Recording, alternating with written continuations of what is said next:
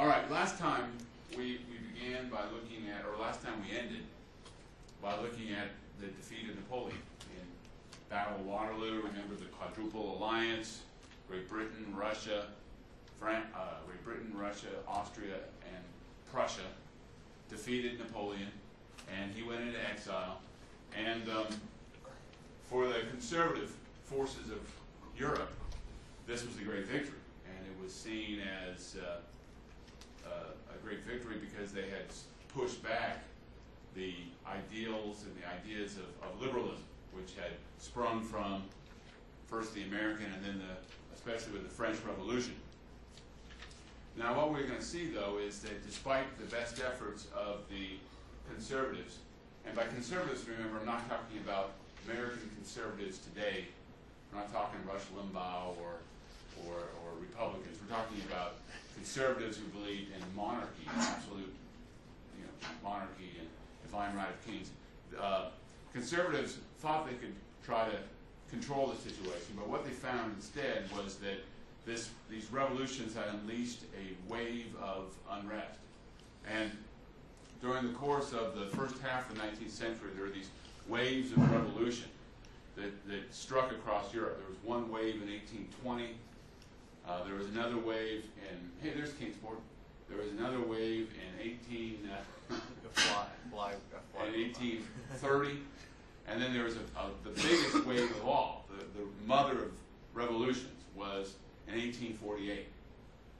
And in all these revolutions, what we see is that those forces that believed in liberalism were closely aligned with the spirit of nationalism. So in the first half of the 19th century, someone who was a very strong nationalist would at the same time be somebody who was believed in the liberalism, in the principles of the American and French Revolution.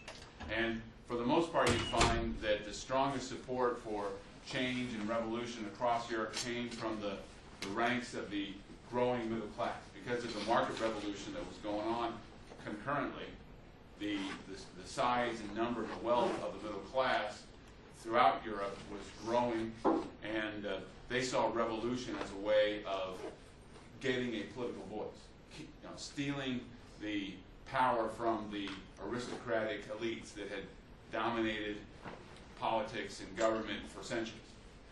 So you got to keep that in mind. Now, the 1848 revolution was the biggest of all, and it started to change the attitudes of the middle class toward revolution, as we'll see. The violence and the scope of the 1848 revolution made the middle class begin to think that perhaps violent radical revolution was not the way to go. But that change only came about because of the radical nature and the scope and the chaos of the 1848 revolution. So what we're going to do today is look at these first half of the 19th century revolutions that swept across Europe. Now, when Napoleon was defeated, all the conservative forces, the winners, decided to have a great meeting. They met in Vienna, the capital of the Habsburg Empire, and this event went on, this Congress, as it was called, this meeting went on for about a year, 1814, 1815, and at this meeting, the real force at this meeting, the man who had the most influence was a man by the name of Count Metternich. I have his picture up there. Now, he was interesting guy, Metternich. He wasn't originally from Austria. He was originally from Germany, southern Germany, and he had entered into the service of the Habsburg Empire as a young man, and he was quite a ladies' man. In fact, he actually boasted that he had slept with Napoleon's wife, which he did. So he was quite the, it was kind of interesting because his private life was quite flamboyant and he had lots of women, but he projected this image of being a staunch conservative, very loyal to the Roman Catholic Church, and very conservative, supporting divine right of kings. And it was his vision. He had this vision of the conservative powers of Europe working together. You know about what a concert is, right? When a concert is when represents a musical piece, and it's all coordinated and beautifully orchestrated. Well, that's how he saw Europe. He saw the conservative powers working in concert, working together to keep the forces of liberalism down and keep revolution. He believed that revolution and Napoleon's reign of terror, as he saw it, was the main source of evil and disruption and chaos. And it was his vision to keep, for peace and prosperity in Europe, to keep the forces of liberalism under control and under wraps. So at the Congress of Vienna, Metternich, who was basically the right-hand man of the Habsburg emperor. He wasn't emperor himself, he was just a minister. But he was the one who had the most influence. And in fact, many people call the first half of the 19th century the age of Metternich, because he was so influential as a statesman and diplomat across Europe. Now, at this Congress of Vienna, they decided that they needed to kind of remake the map of Europe to make adjustments for all the chaos that Napoleon had caused. So one of the things they decided to do was they felt that France, even though the Bourbon dynasty had been restored, they felt that France was still a potential threat for revolution, given its history. So they decided that they needed to hem in France by creating some strong states along France's borders. So what they decided to do, for one thing, was to combine the Netherlands with the former Austrian Netherlands to make it bigger and create a new kingdom, a kingdom of the Netherlands.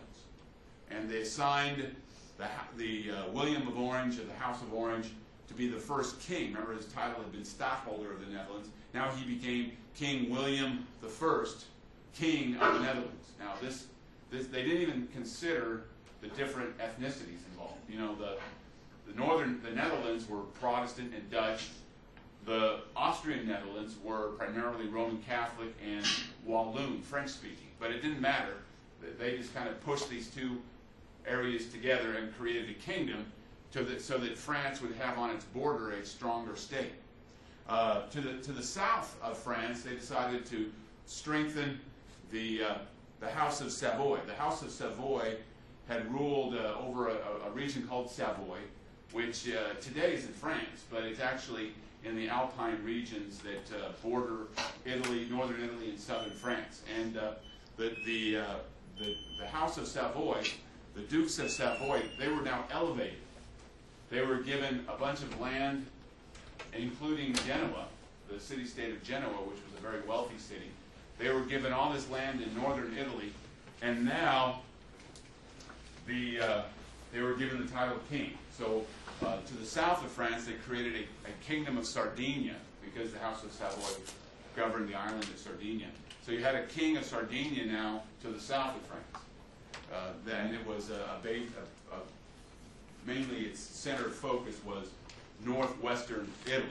So France now had to the north the Kingdom of the Netherlands to kind of hem it in. To the south, this strengthened Kingdom of Sardinia ruled by the House of Savoy.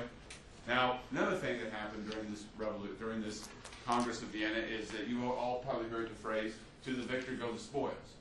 And so basically the winners kind of gobbled up as much territory as they could. For example, Russia gobbled up, they already had controlled Poland previously due to their annexations of Poland back in the 18th century, but basically a big chunk of Poland was awarded to Russia. So it was decided that the Tsar of Russia would also be the king of Poland. Did they ask the people of Poland what they wanted? No, that didn't matter. It was these were the rulers of Europe. These were the aristocrats of Europe. They didn't care what the local people wanted. So under this new plan, the Kingdom of Poland was to be ruled by the Tsar of Russia. They also decided that Austria, the Habsburg Austria, would get most of what would today be northeastern and central Italy. There was no longer a city-state of Venice. Most of what is today northern Italy, or at least northeastern Italy and central Italy, was now handed over to the Habsburgs of Austria. Right? So they got their chunk of territory. They became a major force in most of Italy. The Habsburgs of Austria, they were Germans, but they were controlling most of Italy under this arrangement.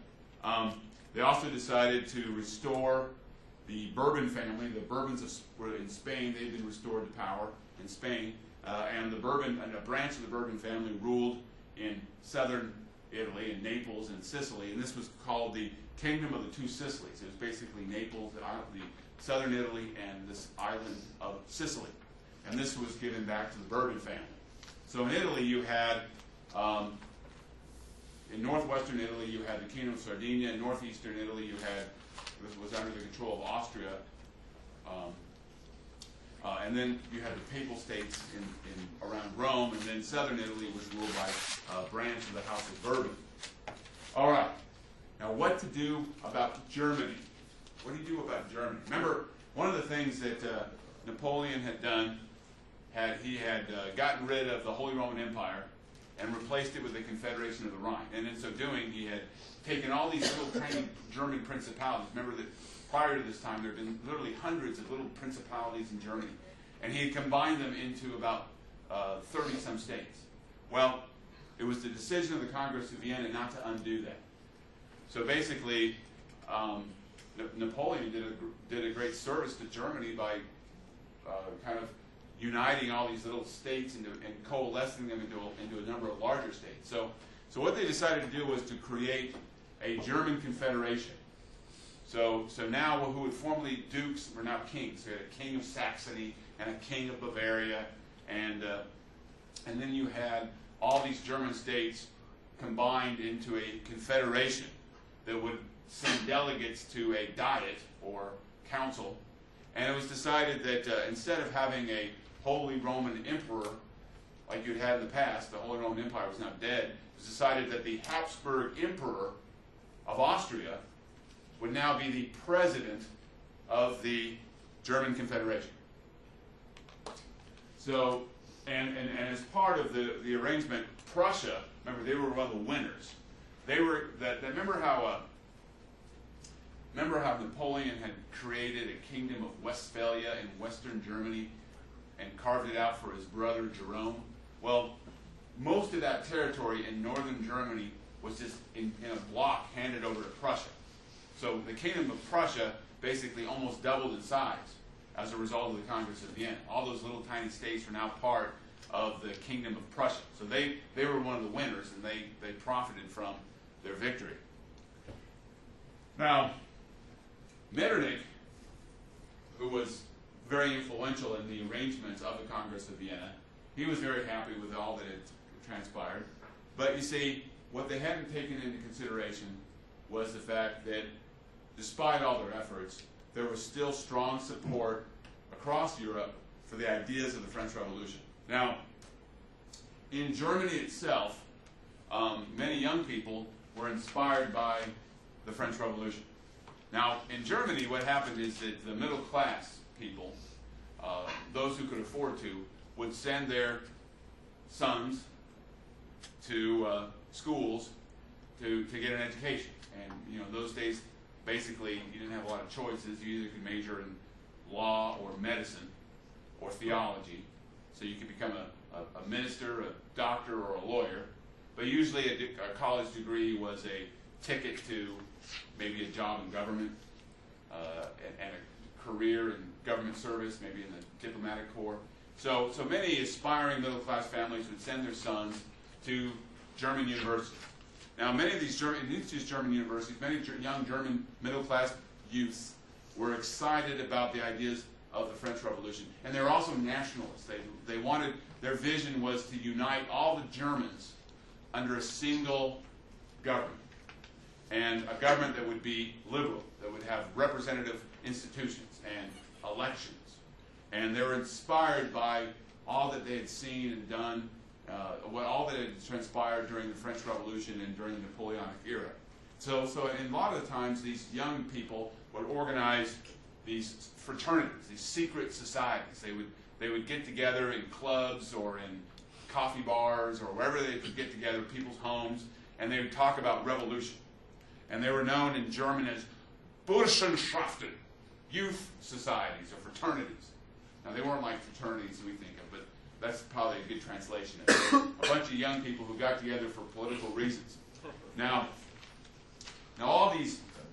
what happened in 1817 was that 1817 was the 300th anniversary of Martin Luther when he had posted the 95 Theses. And for many German nationalists, Martin Luther had become a hero. Because remember, when many people viewed him as a hero of German nationalism, someone who had challenged foreign powers like the Pope.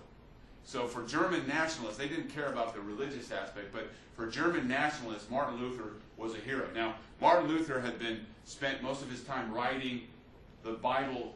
Well, he didn't write the Bible, but he translated the Bible into German. And that was seen as a great national treasure because he had put it into the language of the people. So the place where he had translated the Bible was Wartburg Castle.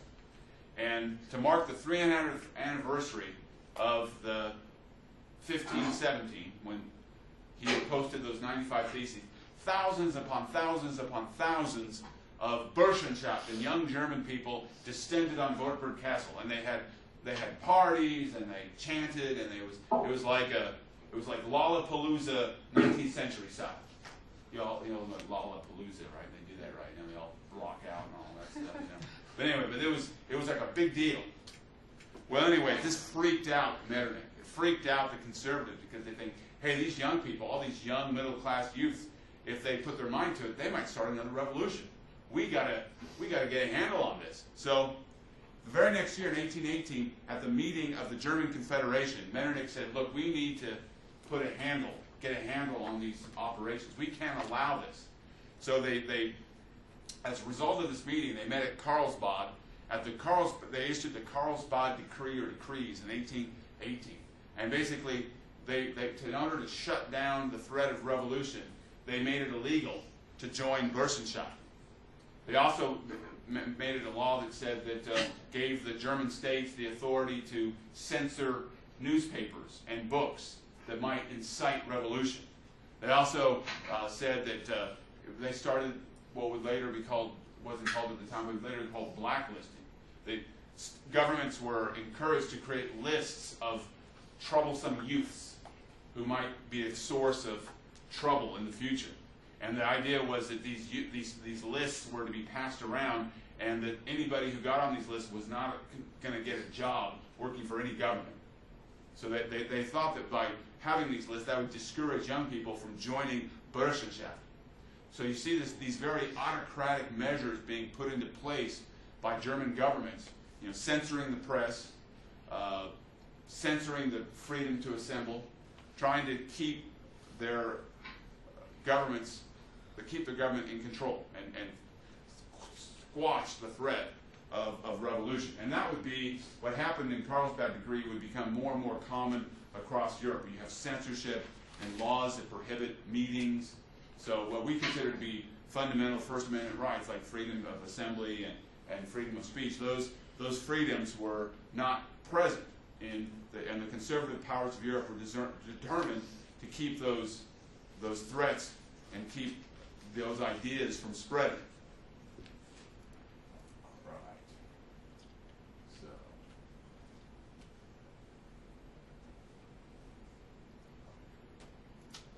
All right, like I said, there were like a series of revolutions in 1820, 1830, and then the biggest was 1848. So let's look at some of these revolutions. Now, the first wave of revolution hit in 1820, and it started in Spain.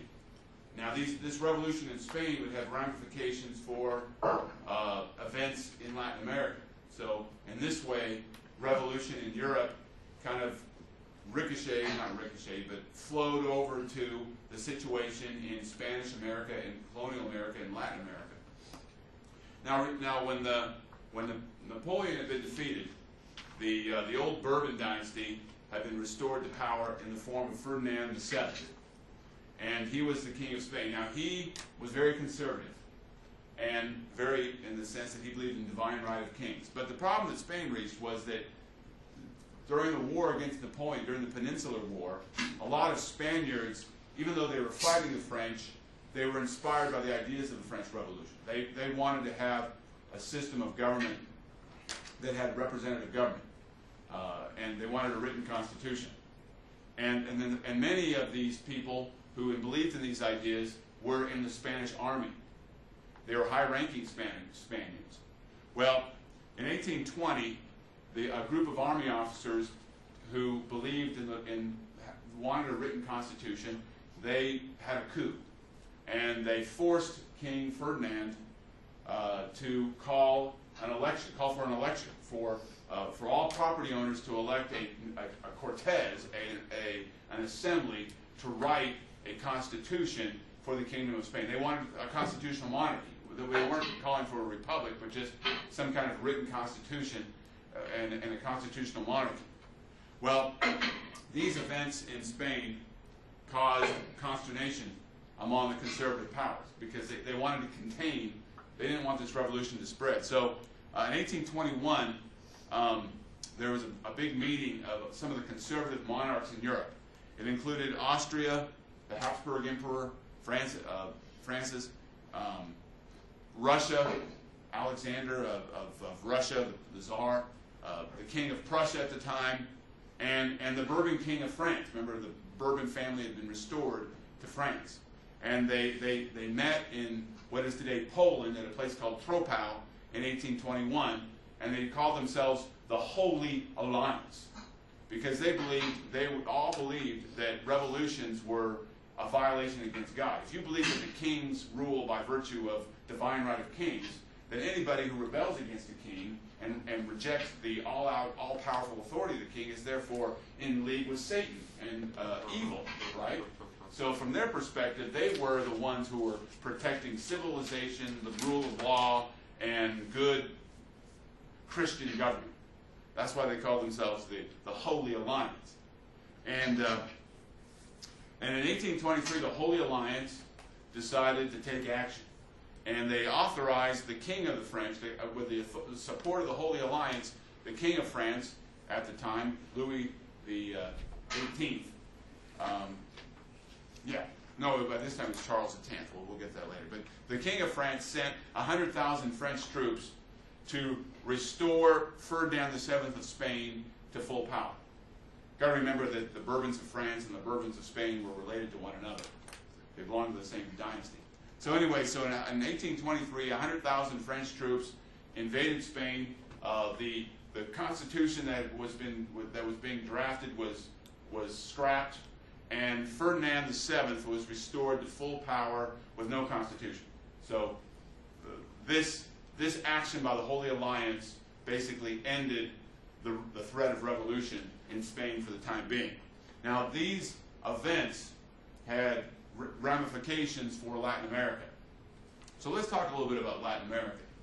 Now, in Latin America, the road toward revolution and independence really goes back to the days of the Napoleonic era. And remember, in 1807 and 1808, Napoleon's forces had occupied Spain and Portugal.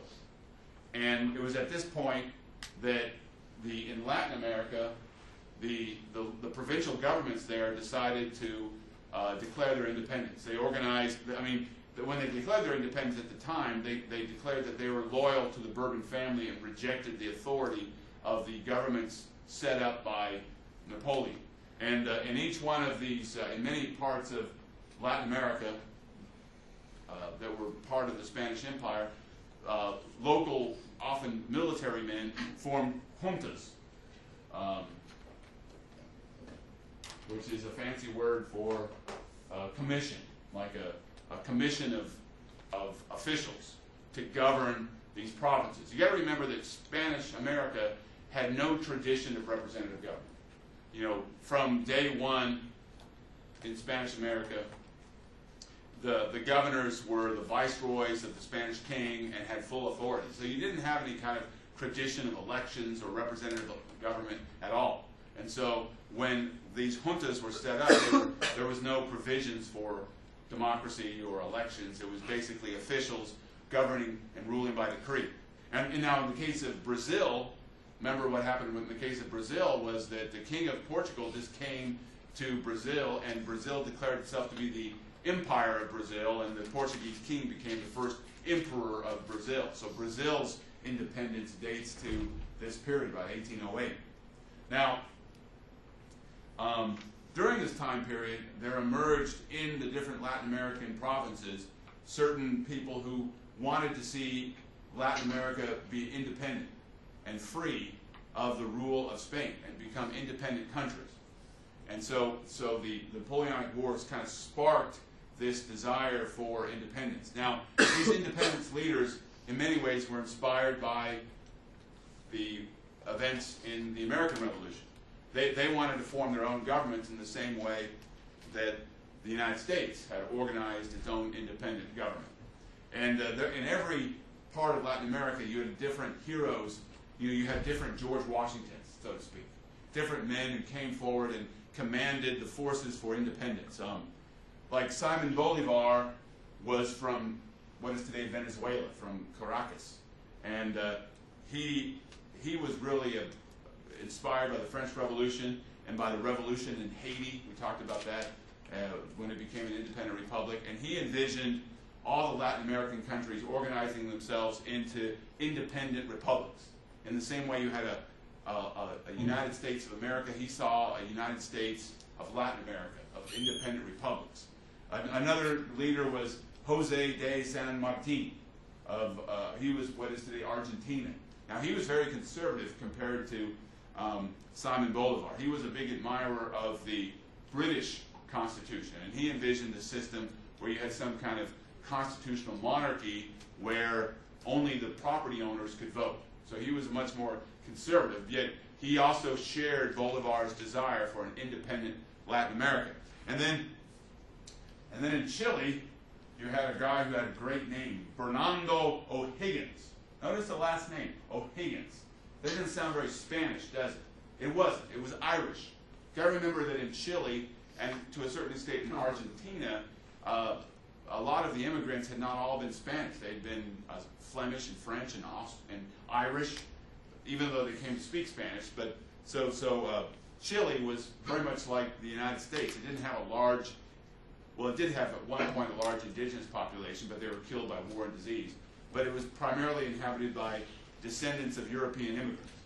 And Bernardo O'Higgins was an Irish immigrant who had moved to Chile. His family had moved to Chile, and he... What the heck is that? I get a call. It's also... I don't know. Somebody must have messed up. I don't know what's going on here. You should answer. Press any key. I don't know. What You might have lost them. All right, there. Well, no, I just lost everybody. Maybe, Okay, hold on, guys. maybe the call was just to reestablish connection. You probably just lost connection. Yeah. So, anyway, back where we're going. So you had all these different leaders of revolution. And now what happened was that a lot of these countries were independent, led by people like Bolivar and Martin and Higgins. But you see, what happened is with the defeat of what had happened in Spain, with the defeat of the liberals and the reemergence of Ferdinand VII. Ferdinand VII, after he'd been restored to full power, he felt that now was the time to strike in Latin America. By 1823, you had a situation where the only remaining province that was still under Spanish control was what is today Peru and Lima. That was it. All the rest of Latin America, including Mexico, had gone its own way and had kind of declared its independence from Spain. But Ferdinand hoped that by sending a large number of troops to Peru, he could, with the help of loyalists throughout Latin America, he could restore Spanish power. So he marched his army. He sent his armies over to Lima and to Peru, and at this point, Bolivar decided to. He was over in what is today Venezuela. He decided to march south into Peru to meet this Spanish force. At the same time, Jose de San Martin, realizing the threat, he marched an army, and this was one of the great stories of history. He marched an army across the Amazon, imagine leading an army across a jungle, and then over the Andes, over mountain passes. So he went through jungle, and then he went through mountains, and led and maintained the loyalty of his troops, and then marched into Peru. Now, so you had two armies, one commanded by Bolivar, and another army commanded by San Martin, and they were going out to face the Spaniards. Now, everybody knew that these two men had very different ideas. One, Bolivar, was a believer in a republic. He was more radical than Martin, who was fairly conservative. He admired Britain's constitutional monarchy, but he was no liberal in that sense. But what happened is that San Martin decided that what was needed at this time was unity, that the only way to defeat the Spanish was for the two armies to combine forces. So he voluntarily showed great self-sacrifice. He voluntarily surrendered control of his army to Bolivar so you'd have a united command. And that was a great thing. I mean, that showed a lot of character on the part of San Martin to do what was right, even though it would mean that his position would be lowered. But what happened was that this turned out to be a key reason for the success. The combined armies went out against the Spanish and defeated them at the Battle of Junin in 1824, outside of Lima.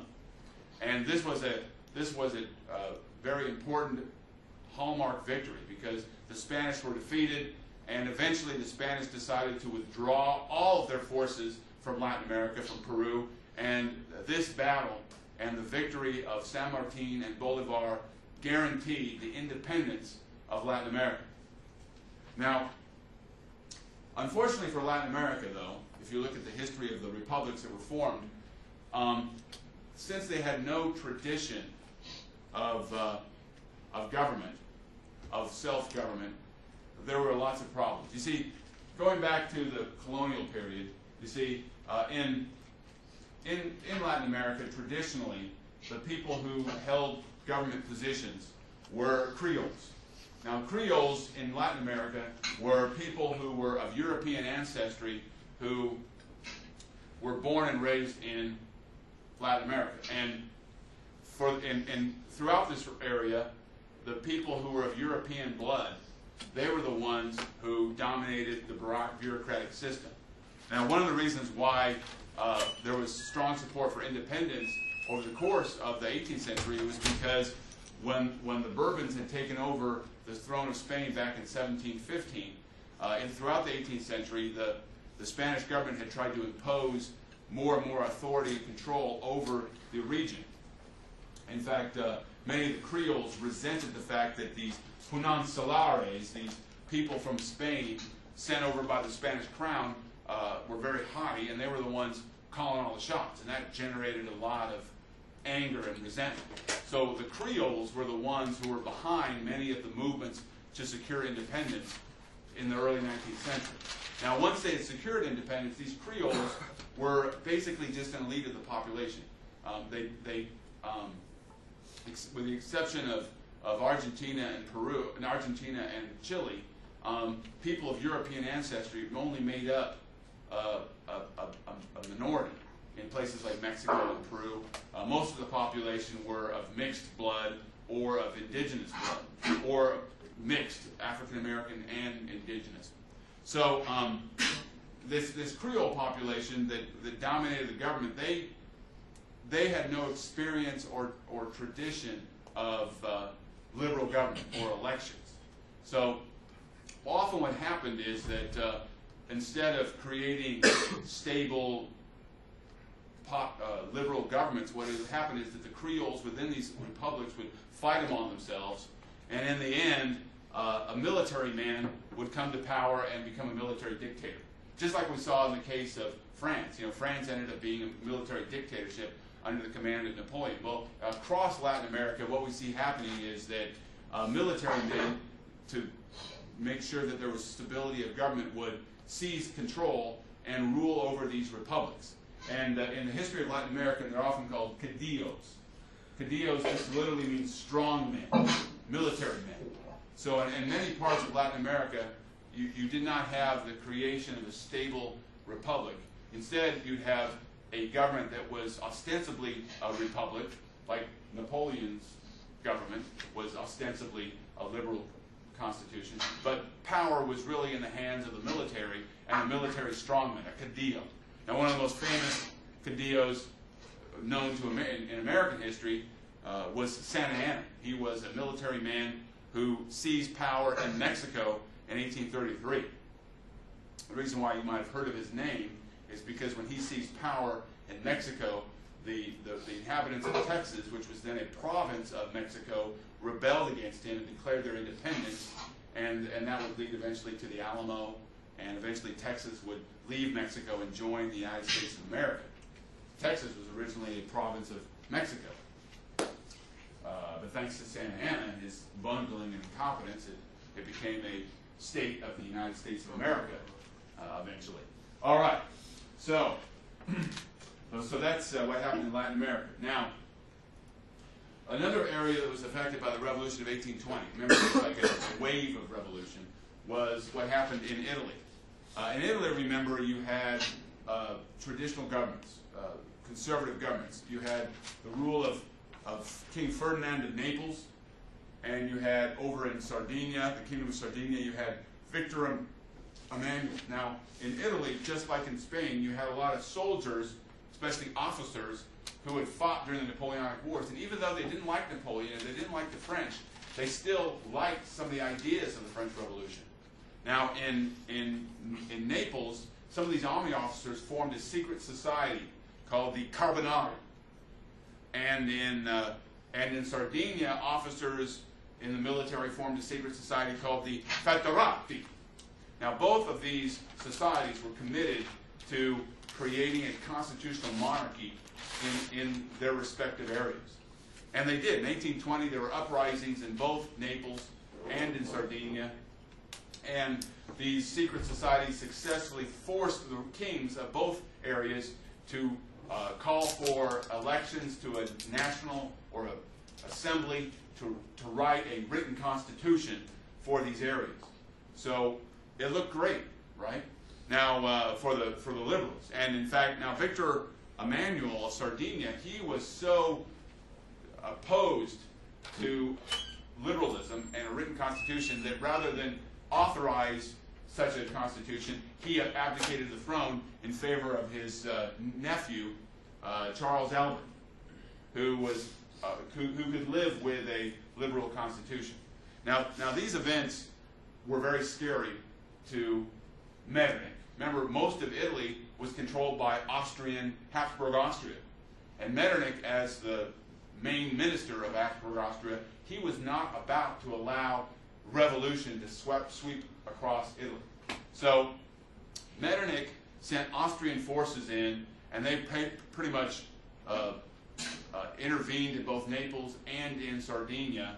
And in both cases, the plans to write a constitution were scrapped and set aside, and both kings were restored to full power. So it was Habsburg Austria, led by Minister Metternich, that was keeping revolutions down. But you got to remember that these ideas were still circulating. You can keep something down, but people are still thinking. Now there was a young doctor from Genoa, and his name was Joseph Mazzini, Giuseppe Mazzini, and he became a writer. You can see a picture of him as an older man, but he was a young man in the 1820s and 1830s, and he began to write and he expressed this idea of a United States of Italy, that all the states of Italy would come together under a liberal government with a written constitution, and just like you had a United States of America, you have a Republic of Italy, a United States of Italy, and that was his vision. And he wrote pamphlets, and he organized meetings, and they started calling it a movement, and it was called Young Italy, because these were a lot of people who were inspired by Mazzini were young people, like college kids and 20s and 30s, and people who wanted to see Italy united under a republican system of government. And they were inspired by the United States, by what was going on in America. They wanted what was going on in America to happen in Italy, but they were also Italian nationalists. Now, so even though the revolutions of 1820 were crushed, there was still that inspiration there, that you can't crush an idea like you can crush an army or a rebellion. Now, there's also a big rebellion in Greece. In Greece. Now, Greece was ruled by the Ottoman Empire, remember.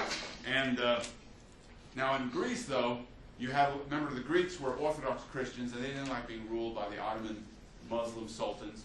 And what often happened, to avoid taxation, what would often happen is that young Greeks would become robbers. They would go into the mountains. Greece has lots of mountains. They would go into the mountains and they become bandits. And they were called stealers or bandits, kastis. And these now what happened is that at the same time you had these bandits out in the countryside who were often people who were peasant origin. You also had Greek merchants who were pretty well off, but who, because their sons were getting a good education, maybe they would send them off to Paris or to some other foreign city to get an education. They were inspired by what was going on in Europe, and so you had a lot of Greek middle-class youths who envisioned a free and independent Greece. And what happened in 1821 was that the middle-class youth got into contact with the bandits out in the countryside, and this started a general uprising against the Ottoman Empire in 1821.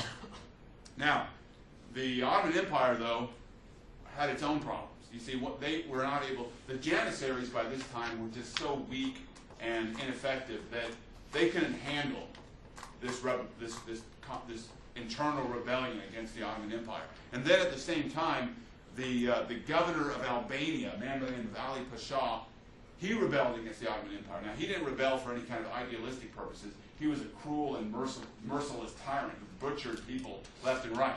But he was also incompetent, and so and very ambitious. So he started a rebellion, and the problem for the Ottoman government was that they couldn't defeat Ali Pasha and crush this rebellion at the same time.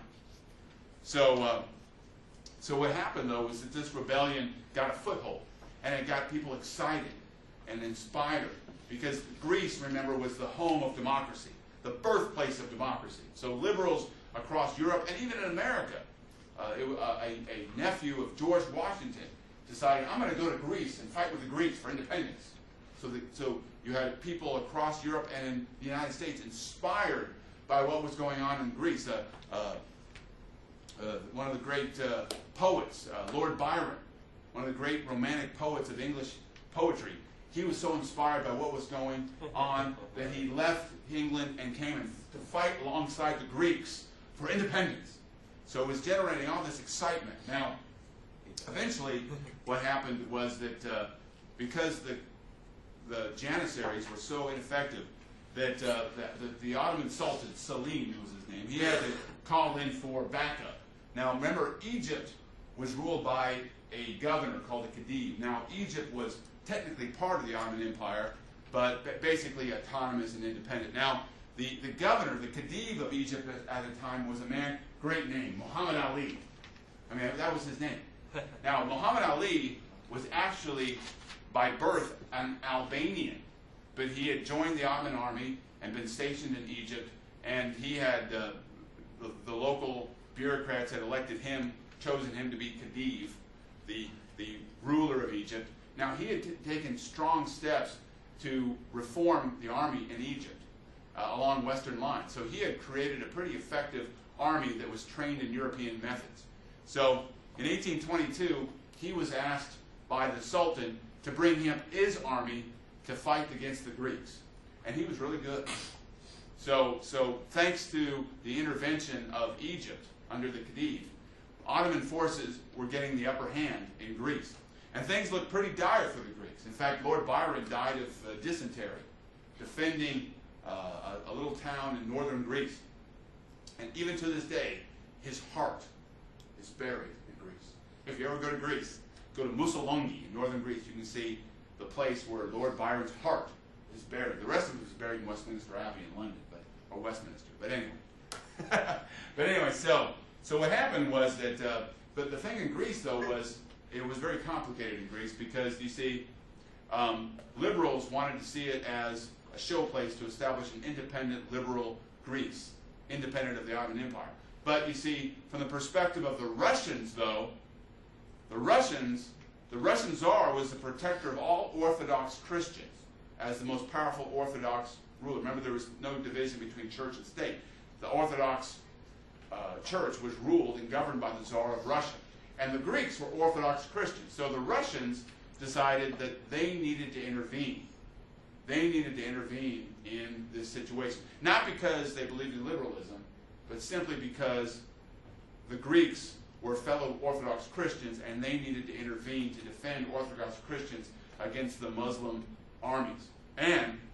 But once the Russians decided to intervene, the British had to get involved. Because you see the Mediterranean was Great Britain's lifeline to its empire in India. So they liked having a weak Ottoman Empire controlling the Mediterranean because they could manipulate it and dominate it. But what happens if the Russians move in? The Russians, they couldn't dominate and manipulate. So they were afraid that if the Russians intervened, that this would create a situation where that might threaten their lifeline to their great empire in India. That was the jewel of the British Empire. So what happened was that the British decided, let's have a big meeting and try to resolve this through a big conference. They had a big conference in London in 1827, and they said, well, let's try to find a way to make everybody happy. So they decided, okay, this is what we're going to do. We're going to intervene and allow the Greeks to be independent, but they're going to make sure they don't have a liberal government. So that was something they could all agree on, the great powers. So what they decided to do is that they decided that a German prince named Otto would be the new king of Greece. And so what they ended up doing was they sent forces in, Great Britain, Russia, France, all the great powers, they sent forces in. They defeated the Ottoman army and the army of Muhammad Ali, forced them out of Greece, and then eventually, after they had restored order, they installed a foreign prince, Otto of Bavaria, to be the first king of an independent Greece. So Greece did win its independence, but in such a way that the conservative great powers, they could live with it, because it wasn't a fully liberal. Under King Otto's regime, they did have elections, but only the very wealthy could vote. So it was kind of a situation that conservatives could handle. It wasn't a full-on liberal government that they all would find objectionable. Now, these revolutions of 1820 even had an impact on Russia. In fact, when in 1825 Alexander died, and his brother, his son Nicholas I, came to the throne. Now, in Russia, you had some army officers, and many of them were nobility, but they liked what was going on in Europe, and they thought, hey, maybe having some kind of constitutional monarchy in Russia would be a good idea. And in December of 1825, these officers decided to have a coup and to try to get rid of Nicholas. Their idea was to overthrow Nicholas and replace him with his uncle Constantine, who they thought would be more agreeable to a written constitution, to a constitutional monarchy. And they even had a slogan. Their slogan was Constantine and the Constitution.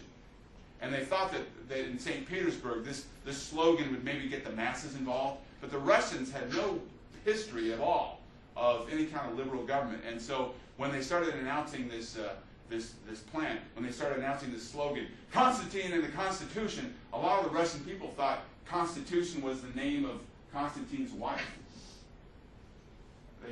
I just think that's funny. They're like, oh yeah, we want Constantine and his wife's Constitution. They didn't realize that it was a written constitution. But anyway, needless to say, what happened was that Nicholas I, this guy had a lot of guts, you know.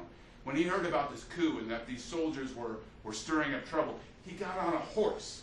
He gets on a horse, grabs a whip, and starts whipping the guy, saying, I'm your Lord and Master, I am God's appointed one, his anointed of the Lord. And he starts whipping them, and they're like, oh. And they all got down on his knees and started worshiping them and praying, oh, you're the greatest, you know. So he took care of the situation. And he was very conservative. You know, he believed all that stuff, that he was God's anointed one, the God's representative on earth. He believed all that stuff. And if you believe something, you're whipping people around on a horse, people are going to be like, oh, okay, man, you're the boss. And so this revolution that took place is a failed revolution in December of 1825, which became called as the Decembrist Revolution, but it failed. So we see in 1820 that most of the revolutions that occurred in 1820 were failures. They didn't, except for maybe the exception of Greece. In every case, the conservative forces got the better of their opponents. So revolutions of 1820 score one for the conservatives, for the most part. Now, we move on to the revolutions of 1830, and the forces of liberalism had some more success. But before we get there, we've gone for quite a while here. Why don't we take a break for a couple of minutes to let y'all stretch, and then we'll finish up. All right, now in 1830, you had another wave of revolution, and this revolution began in Paris, began in France.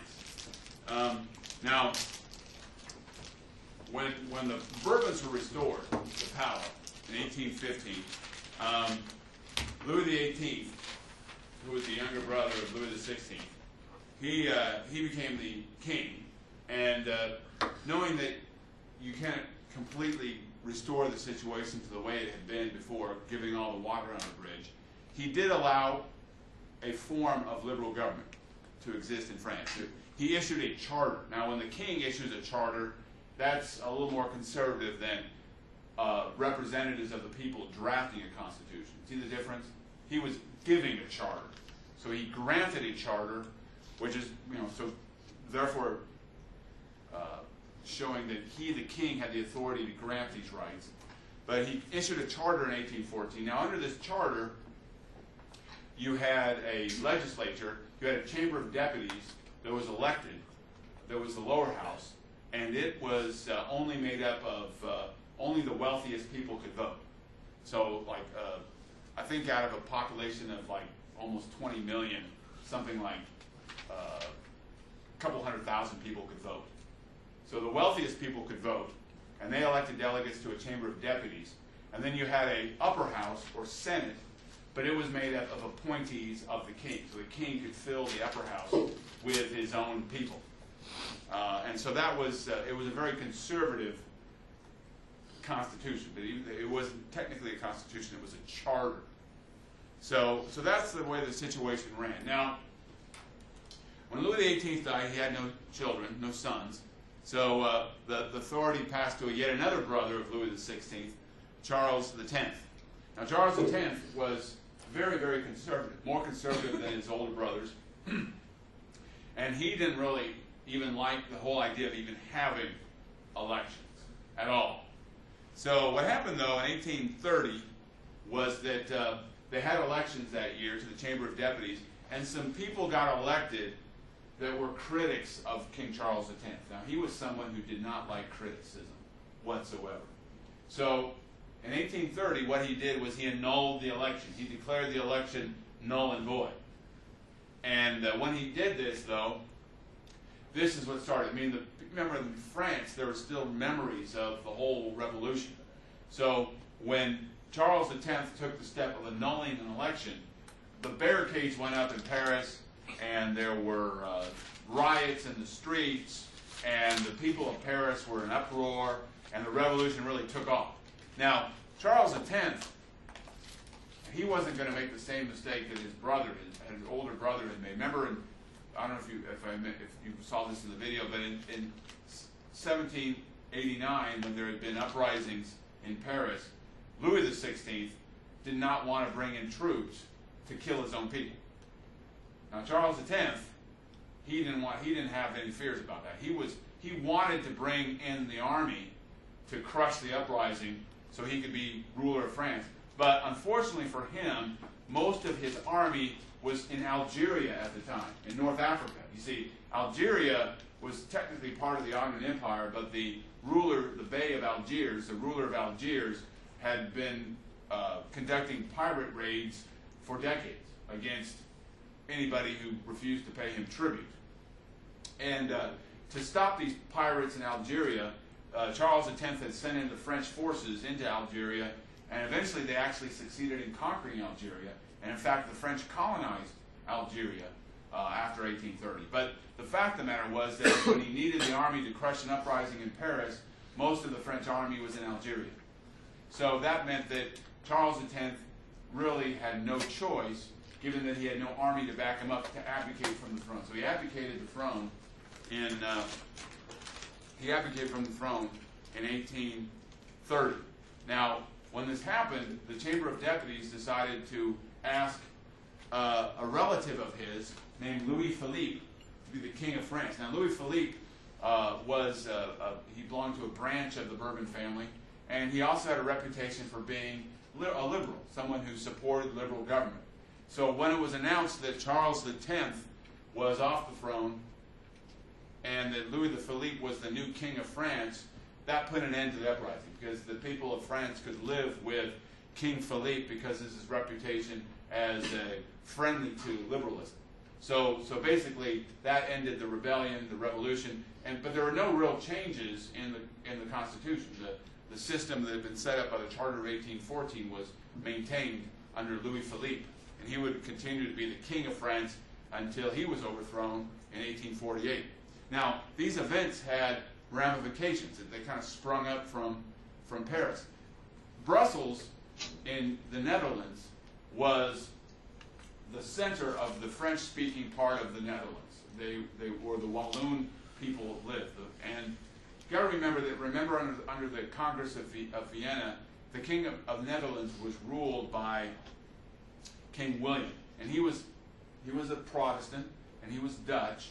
And so for the French-speaking Walloons who were Catholic, they felt like second-class citizens under the very conservative government of King William of the Netherlands. So when the revolution broke out in Paris, in Brussels, the French-speaking Walloons broke out in revolution, and they started demanding independence. Well, this created quite a problem, because the great powers of Europe did not want to see a revolution break out in the Netherlands. So they decided to act, and they had another conference again in London. Remember, they had that conference there to deal with Greece in 1827. Now in 1830, they had another London conference, and they decided, okay, let's allow Belgium, that was French-speaking and primarily Roman Catholic, let's allow Belgium to be independent, but let's make sure that they have a conservative government.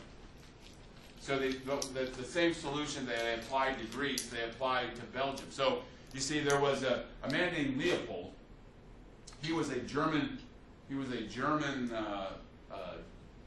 aristocrat. He was from Saxe-Coburg-Gotha. And it so happened that his older brother, Albert, was betrothed to be married to the next ruler of England, Queen Victoria. So the British said, hey, let's make Albert's little brother Leo, let's make him King of Belgium. Right? So that was the agreement that came out of the London conference. It was agreed that Belgium would now become an independent country, ruled by a king, and King Leopold I of Belgium issued a charter that was modeled after the French Charter of 1814. So it was a very conservative document that gave the right to vote to only the very wealthiest. So this was a solution that the conservative powers could live with. So 1830 revolution marked the independence of Belgium as a new country. So in a kind of a way, it was kind of a victory for liberalism and nationalism to a certain degree. But to this day, Belgium has a problem, because even though the majority of its population speak Walloon, which is a French dialect, you still have a very large Flemish population and Flemish is very close to Dutch. It's almost identical. They're the same language. So anyway, now this revolution spread, though. You know, it spread across Europe, to Germany, in Saxony, in 1831. In central Germany, the King of Saxony had an uprising on his hands. So he was looking around to see what was going on, what other powers had done. So he said, oh, hey, I'll issue a charter. So he issued a charter that gave the right to vote at least to some, the wealthiest. There was a charter kind of modeled by what they had done in France in 1814, and that issuing of a charter in Saxony was enough to quell, for the time being, an uprising in Saxony, in central Germany.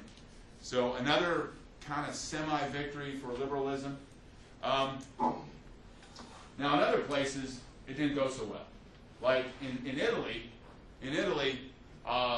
there were a bunch of people inspired by the ideas of Giuseppe Mazzini, and they wanted to see an independent republic of Italy, a national Italy, a nationalized Italy, a united Italy, and they broke up in revolution in Bologna. Now Bologna was a city that was actually ruled by the Pope. It was part of the Papal States. And so they had this big uprising in Bologna. Well, you see, the Pope didn't have an army of his own. He was the Pope, for crying out loud. But the Metternich and the Austrian Habsburgs decided that they needed, as strong Roman Catholics and conservative, that they needed to take action to crush this uprising. So it was Austrian troops who crushed this uprising in Bologna in the name of the Pope, supporting the papal government there.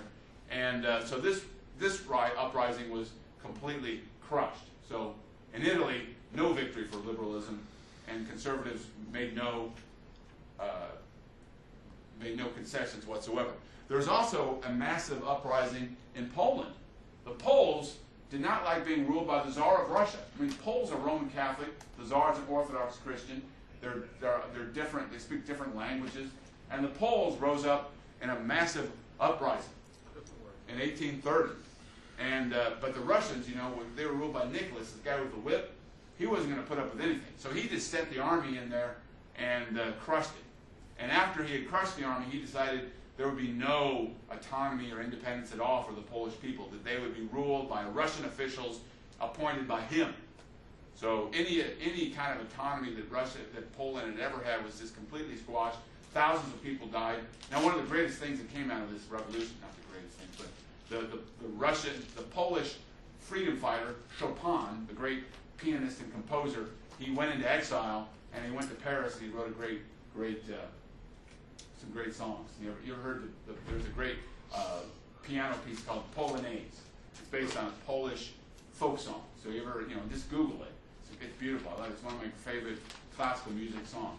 It's a really good melody because it's popular music. He took a folk song, a Polish folk song, and he set it to music. A great piano piece, but it's a kind of a symbol of Polish independence, because he was this Polish freedom fighter who ended up spending most of his life as a exile and the lover of George Sand, the great British novelist. Anyway, they were the power couple, intellectual power couple of the 19th century. George Sand, who was a woman, wrote under a man's name, and Chopin, the great Polish freedom fighter / pianist, composer. All right. So these revolutions, swept across Europe. Now, even in Great Britain, the events on the continent had an impact. Now, in Great Britain, the British are always proud of the fact that they never had, well, minus the English Civil War, they were able to implement changes and reforms without violence, without the disruption of revolution. But you got to remember that people on the continent, in England, were cognizant. They were aware of what was going on in Europe. Now, England had a situation where you did have elections, and you did have a parliament, but you had a situation where you didn't really have representative government, because the way it worked in Great Britain was that the number of representatives from each borough had been set in the Middle Ages. See what I'm saying?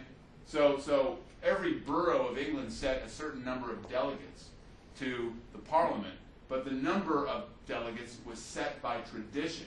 It wasn't based on population. So by the time you get to the 19th century, you had what were called rotten bureaus. You had some bureaus that didn't have that much population, but they actually sent more delegates to Parliament than other boroughs that were in central England that were rapidly growing in population due to the urbanization and the market revolution. So you had parts of England that had huge growing populations, but they had very few representatives in Parliament, where you had more areas that were less populated, and they were sending more delegates. So reformers believed that the parliament ought to truly be representative of the population. So ideally, the idea would be that people who, areas that had greater population would send more delegates than areas that had lesser population. So they wanted to get rid of these rotten bureaus and kind of reallocate representation. And they also wanted to extend the right to vote to more people, so that more than just the very wealthy could vote. Now eventually, what happened is that Parliament decided to take action, and because they believed that something had to be done, that they had to make some changes. And there was always this kind of potential threat for revolution. The middle class in England wanted the right to vote, they wanted representation, and there was a rising demand for reform. So eventually in 1832, Parliament took action, and they reallocated the delegates so that there be more equitable representation based on population in the English Parliament, and they also lowered the property qualifications, and in one swoop, they basically doubled the number of voters. The reform of 1832 doubled the number of voters from 478,000 eligible voters to over 800,000. And so this vastly expanded the right to vote, and that's why it was called one of the great reforms, liberal reforms in England. Now, one of the things they did that same year, another great liberal reform, was that they abolished slavery. And that was considered a liberal reform, because they're basically saying that you can't enslave somebody on the basis of race. Now, there were very few slaves, if any, in England itself, but the abolition of slavery applied to all the British Empire. So that meant that in South Africa and in the Caribbean, that what they did was they set up a system where there would be gradual emancipation for the slaves in those areas, that they would gradually, they didn't want to like take away all their property all at once. So the idea there would be a gradual emancipation of the slave population. But this was a tremendous movement. The British government committed itself to stopping the slave trade, of stopping ships on the coast of Africa to prevent further slaves being exported out of Africa. So the British government committed themselves to stopping the transatlantic slave trade. And now these events also have ramifications for American history, because there was a similar abolitionist movement in America, and they were really excited about what happened in England. So when the abolitionist movement succeeded in abolishing slavery in England and in the British Empire and stopping the slave trade, you had the growth of the abolitionist movement here in the United States, who would be very adamant about abolishing slavery and would not achieve success until the American Civil War. So that was a big part of the reforms of 1830. Actually, you know, in the history of the abolitionist movement,